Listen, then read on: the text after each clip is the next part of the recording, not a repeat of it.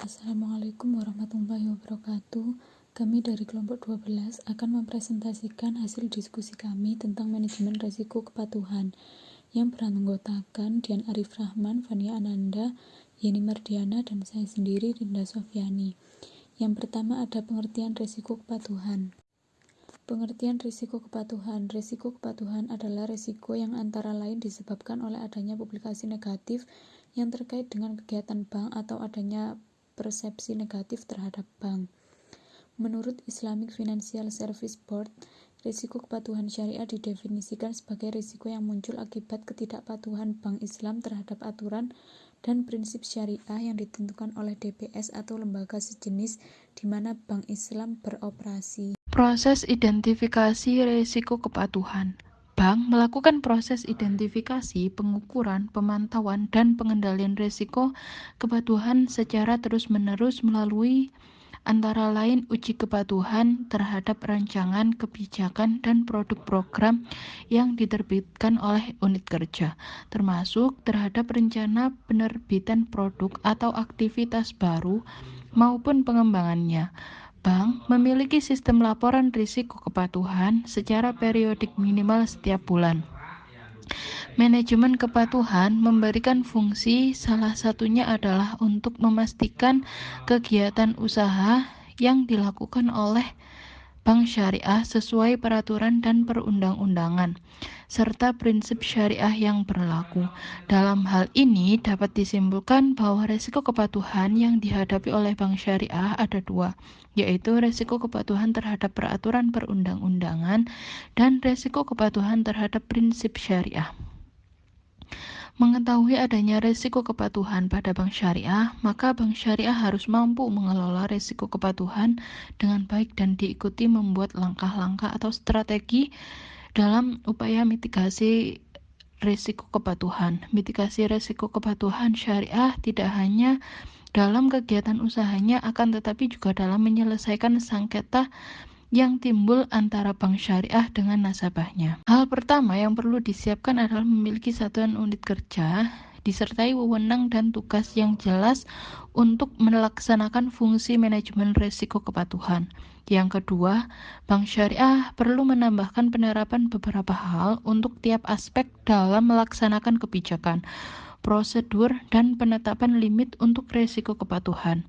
Dalam hal ini, bank syariah mampu menyusun kebijakan dan prosedur sesuai peraturan perundang-undangan dan prinsip syariah yang berlaku, serta memiliki rencana kerja kepatuhan yang terarah. Setelah bank syariah memiliki satuan unit kerja dan kebijakan serta prosedur yang terarah untuk melaksanakan fungsi kepatuhan, langkah selanjutnya adalah mengidentifikasi risiko kepatuhan. Identifikasi risiko kepatuhan bank syariah harus dengan identifikasi dan analisis terlebih dahulu agar dapat diperhatikan secara detail terhadap beberapa faktor yang dapat meningkatkan eksposur, yang merupakan resiko timbul dari sumber daya internal seperti para pekerja atau berasal dari sumber daya eksternal risiko kepatuhan. Oke, selanjutnya kita masuk ke penerapan manajemen risiko. Ada beberapa untuk menerapkan manajemen risiko kepatuhan. Yang pertama yaitu ketentuan giro wajib minimum, lalu ada net open position, non-performing financing, dan batas maksimum pemberian pembiayaan. Kedua, dalam penyediaan produk, lalu ada dalam pemberian pembiayaan, lalu ada ketentuan dalam pelaporan, baik laporan internal, laporan kepada Bank Indonesia tentu saja, maupun laporan kepada pihak ketiga lainnya. Lalu ada ketentuan perpajakan, lalu ada ketentuan dalam akad kontrak fatwa Dewan Syariah Nasional yang tentu saja sebagai badan yang menaungi risiko manajemen bank syariah nasional, seperti itu.